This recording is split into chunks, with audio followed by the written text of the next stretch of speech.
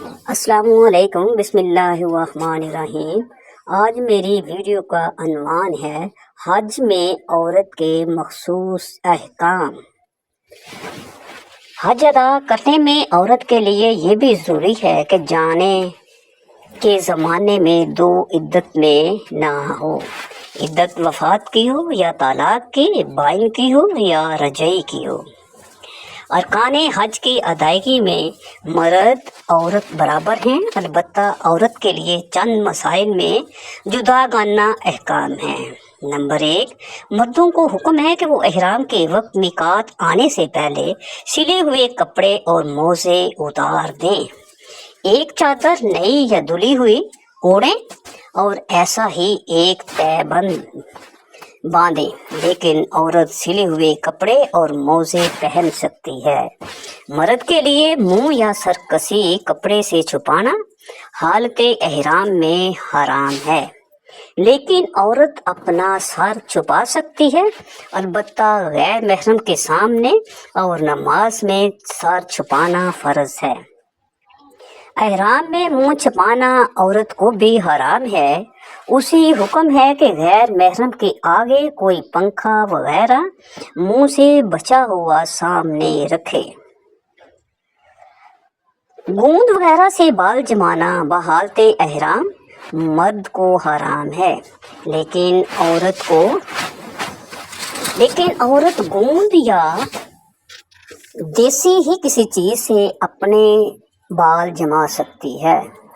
احرام کی حالت میں مرد کے لیے سر یا منہ پر پٹی باندھنا یا بازو گلے پر تعویذ باندھنا اگرچہ بے سلے کپڑے میں لپیٹ کر ہو مکروہ ہے، لیکن عورت کے لیے جائز ہے۔ یوں ہی مرد کے لیے غلاف کعبہ میں اس طرح داخل ہونا کہ غلاف شریف سر یا منہ سے لگے مکروہ ہے، اور عورت کے لیے غلاف کعبہ کے اندر یوں داخل ہونا کہ سر پر رہے، منہ پر نہ آئے، جائز ہے۔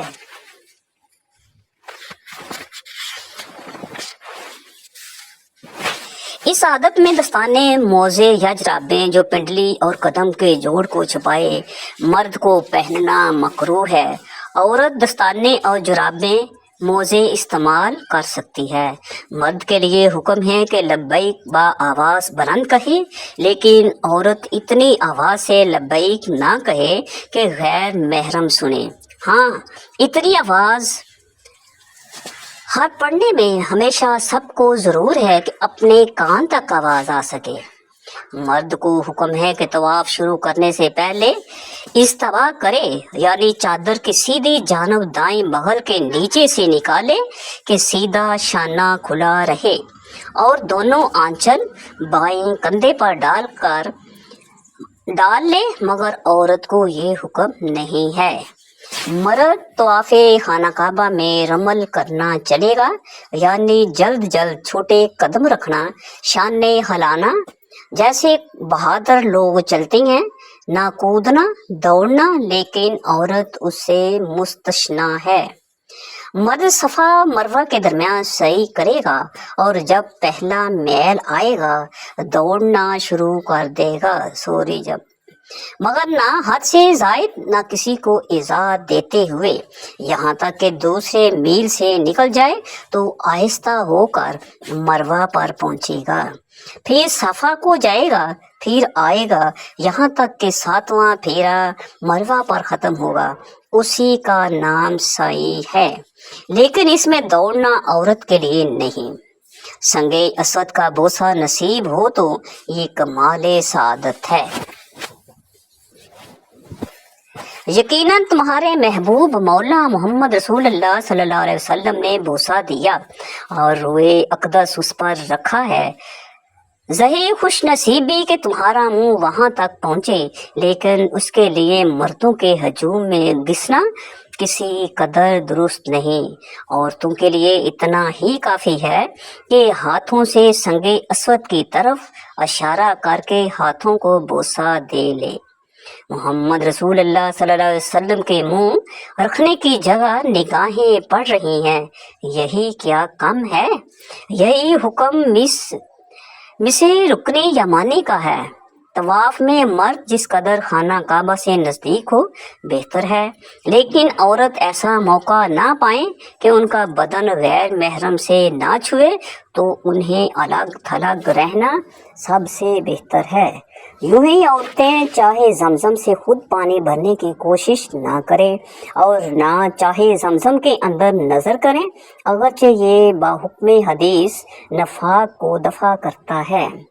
हाँ, संगे असवद का बोसा या मिस्से रुकने यमानी या कुर्बे काबा या जमजम के अंदर नजर या उससे खुद पानी भरना, ये बातें यूं मुयस्सर आ जाएं कि गैर महरम से बदन ना छुए तो खैर, वरना बात वही है कि अलग थलग रहना औरत के लिए सबसे बेहतर है। एक जरूरी नसीहत है, सही में सतरे औरत यानी बदन के जिस हिस्से का छुपाना फर्ज है उसे छुपाना सुन्नत है। यानी अगरचे सतर का छुपाना फर्ज है मगर उस हालत में फर्ज के अलावा सुन्नत भी है कि अगर सतर खुला रहा तो उसकी वजह से कफारा वाजिब नहीं, मगर वो गुनाह उसके सार बंध गए। एक गुनाह फर्ज के तरक का और दूसरा तरके सुन्नत का।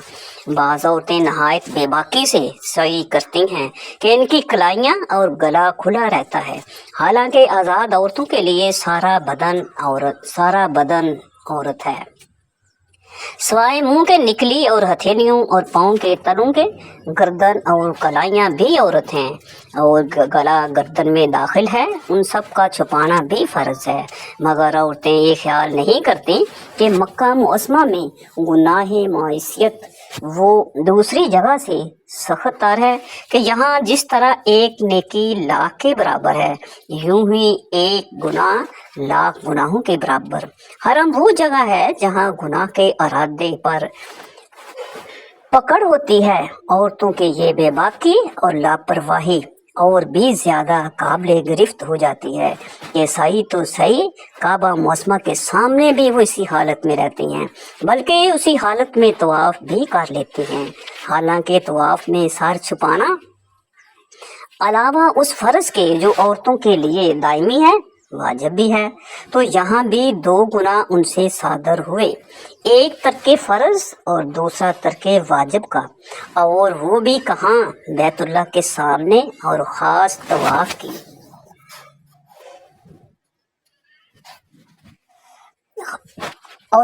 तवाफ की हालत में। बल्कि बाज़ औरतें तवाफ करने में खुसूसन हजर असवद को बोसा देने में मर्दों के हजूम में घुस जाती हैं।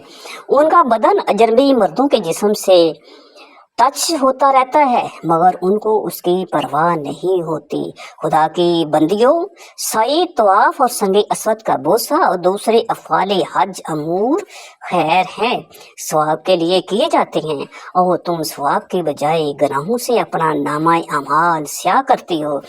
इन अमूर की जानब हाजियों को खुसूसियत से तवज्जो देनी चाहिए और जिन मर्दों के साथ औरतें रहती हैं उन्हें बता देना चाहिए।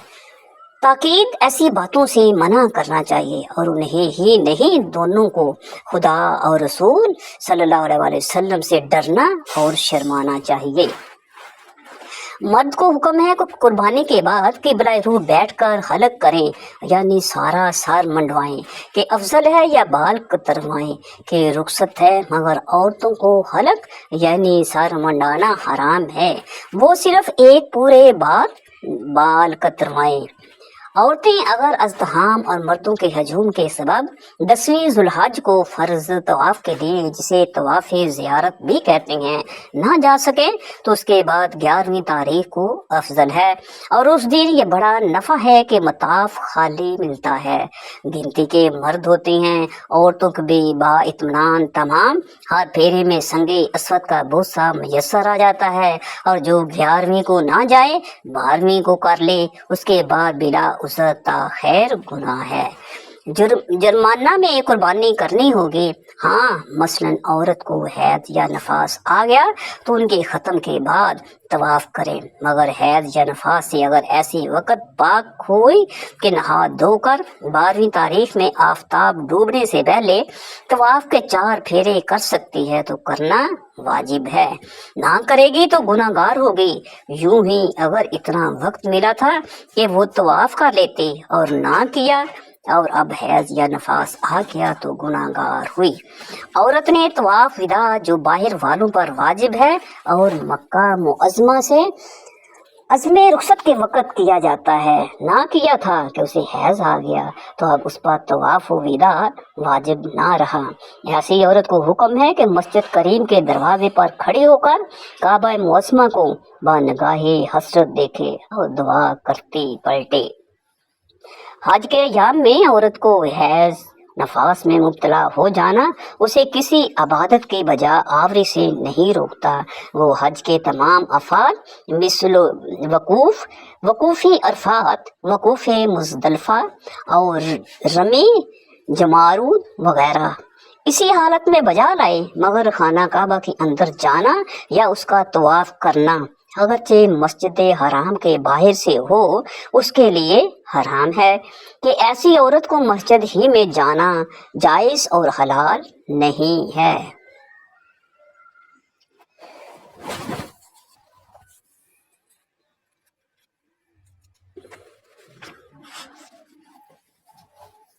हज बदल हज बदनी और माली दोनों इबादतों का मजमूआ है जिस पर हज फर्ज था और माज़अल्लाह बगैर किए मर गई। जाहिर है कि बदनी हिस्सा से तो आजिज हो गई रब्बे अज़्ज़ो व जल की रहमत से कि सिर्फ माली हिस्सा से उसकी तरफ से हज बदल कबूल फरमाता है, जबकि वो वसीयत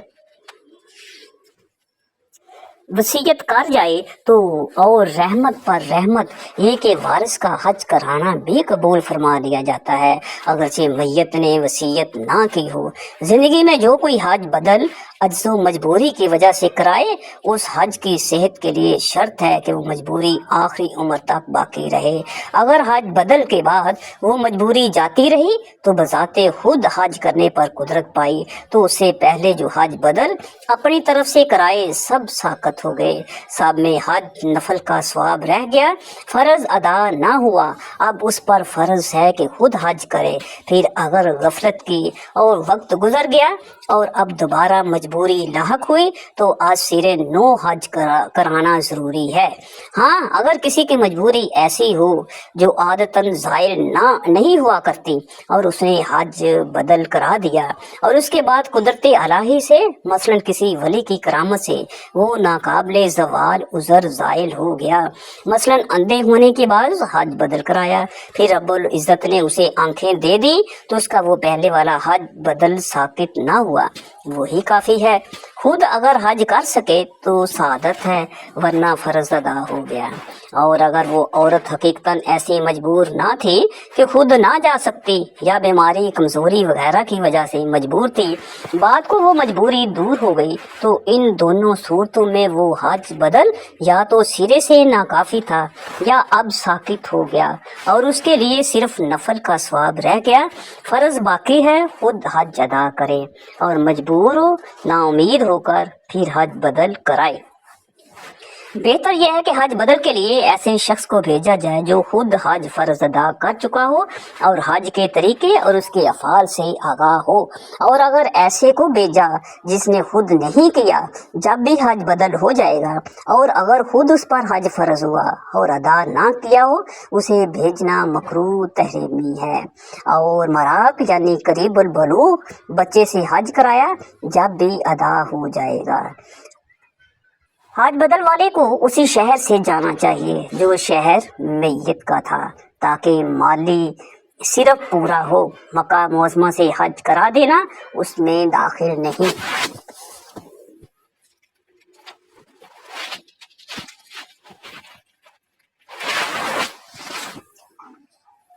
ज़रूरी मसाइल।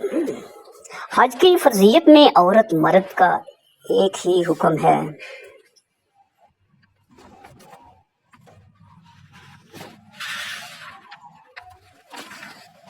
ایک ہی حکم ہے جو راہ کی طاقت رکھتا ہے اس پر حج فوراً فرض ہو جاتا ہے، یعنی اسی سال میں، اور اب تک ہے دیر کرنا گناہ ہے۔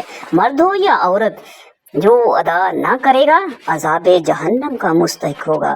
عورت میں اتنی بات زیادہ ہے کہ اسے بغیر شوہر یا محرم کے ساتھ لیے سفر کو جانا حرام ہے، اور اس میں کچھ سفر حج کی خصوصیت نہیں۔ کہیں بھی ایک دن کے راستے پر بے شوہر یا محرم کی جائے گی تو گناہ گار ہوگی۔ ہاں، جب فرض ادا ہو جائے تو بار بار سفر کرنا عورت کو مناسب نہیں کہ وہ جس قدر پردے کے اندر ہے اسی قدر بہتر ہے۔ حدیث میں اس قدر ہے کہ آپ صلی اللہ علیہ وسلم نے امہات المومنین ازواج مطہرات کو حج کرا کر فرمایا، یہ ایک حج ہو گیا، اس کے بعد گھر کی چٹائیاں۔ اس کا مطلب یہ نہیں کہ عورت کو دوسرا حج ناجائز ہے، بلکہ بہتر ہے کہ اب نہ جائے۔ عورت کے ہمراہ سفر میں محرم کا ہونا شرط ہے، خواہ وہ عورت جوان ہو یا بڑھیا، عفیقہ ہو یا ضعیفہ۔ یہ عفیفہ ہے تو جن سے اس پر اندیشہ ہے وہ تو عفیف نہیں، اور ضعیفہ ہے تو جہاز یا دوسری سواری پر چڑھانے اتارنے کے لیے ضعیفہ کو دوسرے شخص کی زیارت حاجت ہے۔ اور محرم سے مراد وہ مرد ہے جس سے ہمیشہ کے لیے اس عورت کا نکاح حرام ہے، خواہ نسبت کی وجہ سے حرام ہو، جیسے باپ بیٹا، بھائی چچا ماموں وغیرہ، یا دودھ کے رشتے سے نکاح کی حرمت ہو، جیسے رضائی بھائی باپ بیٹا وغیرہ، یا سسرالی رشتے سے حرمت آئی، جیسے سسر شوہر کا بیٹا وغیرہ۔ محرم جس کے ساتھ عورت سفر کر سکتی ہے اس کا عاقل بالغ ہونا بھی شرط ہے کہ وہ اس کی حفاظت کر سکے، اور یہ بھی شرط ہے کہ وہ محرم فاسق نہ ہو۔ ایسے بے حمیت محرم کے ساتھ بھی عورت کو سفر حرام ہے کہ نہ حفاظتی کا اندیشہ سامنے موجود ہے تو اس کا ہونا نہ ہونا برابر ہے۔ حج کا جانا ثواب کے لیے ہے، اور بے محرم جانے یا ایسے غیروں کے ساتھ رہنے میں، یا منہ بولے بیٹے یا ایسے باپ کو ساتھ رکھنے میں ثواب کے بدلے ہر قدم پر گناہ لکھا جائے گا۔ اگرچہ بغیر محرم کے چلی جائے اور حج کر لیا تو فرض ساقط ہو جائے گا۔ عورت کا نہ شوہر ہے نہ کوئی قابل اعتماد محرم، تو اس پر یہ واجب نہیں کہ حج پر جانے کے لیے کسی سے نکاح کرے، اور جب محرم ہے تو حج فرض کے لیے محرم کے ساتھ جائے، اگرچہ شوہر اجازت نہ دیتا ہو۔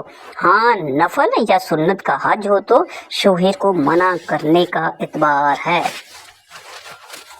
عورت حج کو جانا چاہتی ہے اور محرم نہیں پاتی یا شوہر نہیں رکھتی تو اس کا طریقہ یہ ہے کہ کسی کفور یعنی ایسے شخص سے حج سے واپسی تک کے لیے نکاح کر کے ساتھ لے جائے اور لائے، جو قوم یا مذہب یا پیسے میں یا چال چلن میں ایسا کام نہ ہو کہ اسے نکاح اس کے ولی کے لیے باعث ننگو آر ہو۔ پھر اگر نکاح کو باقی رکھنا چاہیے اور اندیشہ ہو کہ دوسرے کی پابند ہو جائے گی تو اس کی تدبیر یہ ہے کہ عورت گواہوں کے روبرو اس کفو سے کہے کہ میں نے اپنے نفس کو تیرے نکاح میں دیا، اس شرط پر کہ جب تم مجھے حج کو لے جائے اور واپس اپنے مکان پر پہنچتے ہی مجھ پر طلاق بائن ہو، یا اگر تو اس سال حج کو میرے ساتھ نہ جائے تو مجھ پر طلاق بائن ہو۔ مرد کہے میں نے قبول کیا، اسی شرط پر کہ جب میں تجھے حج کو لے جاؤں۔ اسی شرط پر کفو سے نکاح کرنے کے لیے کسی کو وکیل بنا دے، اور یہ وکیل یوں ہی اس شرط پر اس کا نکاح کر دے، یعنی اس کفو سے کہے کہ میں نے فلاں بنت فلاں بن فلاں اپنی موکلہ کو اتنے مہر کے عوض اس شرط پر تیرے نکاح میں دیا کہ جب وہ عورت بعد حج اپنے گھر واپس آئے مکان میں داخل ہوتے ہی اس پر ایک طلاق بائن ہو، اور شوہر کہے کہ میں نے اسے اس شرط پر قبول کیا، اب بعد واپسی گھر میں آتے ہی فوراً اس کے نکاح سے نکل جائے گی، جسے وہ کسی طریقے سے نہیں روک سکتا۔ مقصود اس تدبیر سے یہ ہے کہ بے محرم یا بلا شوہر کے جانا صادق نہ ہو۔ زوجیت کے مقاصد حاصل ہونے یا نہ ہونے سے بحث نہیں، لہذا 70-80 سال کے بوڑھے سے بھی اس سفر کے لیے نکاح کرنا درست ہے۔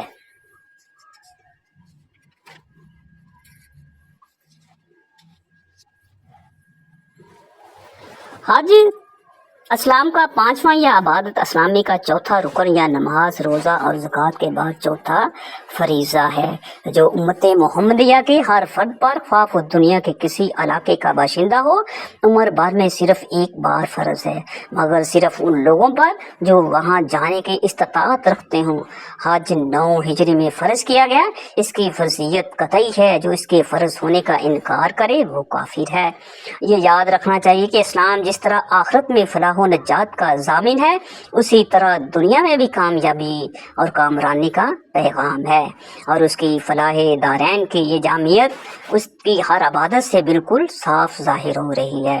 وضو، نماز با جماعت، روزہ، زکوٰۃ، یہ سب روح کو جلا دینے اور اپنے باطن کو پاکیزگی سے معمور کرنے کے ساتھ دنیاوی، مادی، جسمانی، معاشی فائدوں اور مسرتوں سے بھی کتنے لبریز ہیں، یہ وہی جانتے ہیں جو عقل کامل اور چشم بیناکی کی دولت سے مالا مال ہیں۔ یہی اصول حج کے بارے میں بھی کام کر رہے ہیں۔ امت کے مختلف طبقوں کا دنیا کے مختلف گوشوں سے منزل در منزل خشکی طریقہ یہ سفر حج اور عظیم الشان اجتماع خشک عبادت اور محض ذکر الہی کے لیے نہیں، فرد و ملت دونوں کے لیے، یعنی انفرادی اور اجتماعی ہر قسم کے فائدے اس سے حاصل کیے جا سکتے ہیں اور کیے جانے چاہیے۔ ہر مزاج، ہر کماش اور جداگانہ معاشرہ رکھنے والے اسلام کے شہدائیوں کو یہ اجتماع رنگ رلیاں منانے کے لیے نہیں، جاہلی قوموں کے میلوں ٹھیلوں کی طرح روشنی اور آتش بازی کے لیے نہیں، خواب غفلت میں پڑے رہنے کے لیے نہیں، فخریہ قصیدوں اور شعر و شاعری میں صرف کرنے کے لیے نہیں، لغو فضول باتوں میں گزارنے کے لیے نہیں۔ قرآن کریم بار بار یاد دلاتا ہے کہ یہ اجتماع ذکر اور عبادت الہی کے لیے، تو یہ کہنا چاہیے کہ حج گو یہ دنیائے اسلام کا بین الاقوامی سالانہ اجتماع ہے، جس سے قوم و ملت اسلامیہ کے دینی دنیاوی مفاد وابستہ ہے۔ اس کا مقصد اعظم شوکت اسلام کا اظہار بھی ہے، اور مسلمانوں کو اس سفر سے جو فائد ہو سکتے ہیں وہ بھی اس مقصد کے ضمن میں داخل ہیں۔ اسی سے اسلامی عالم میں دینی رابطے مضبوط ہوتے ہیں، اور مختلف قوموں، مختلف نسلوں، مختلف زبانوں، مختلف رنگتوں اور مختلف ملکوں کے اشخاص کو دین واحد کی وحدت میں پرو دیا جاتا ہے۔ حج میں سب کے لیے وہ سادہ بن سالال لباس جو نسل انسانی کے پدر اعظم میں آدم علیہ السلام کا تھا تجویز کیا گیا ہے، تاکہ ایک ہی رسول، ایک ہی قرآن، ایک ہی کعبہ پر ایمان رکھنے والے ایک ہی صورت میں، ایک ہی لباس میں، ایک ہی سطح پر نظر آئیں، اور چشم ظاہر بین کو بھی اتحاد معنوی رکھنے والوں کے اندر کوئی اختلاف ظاہری محسوس نہ ہو سکے۔ آمین ثم آمین۔ میری دعا ہے کہ مجھے اور میری اس ویڈیو کو سننے والے کو حج کرنا نصیب فرمائے۔ اللہ تعالیٰ آپ کو بھی، سننے والوں کو بھی، اور مجھے بھی حج کی استطاعت نصیب فرمائے۔ آمین ثم آمین۔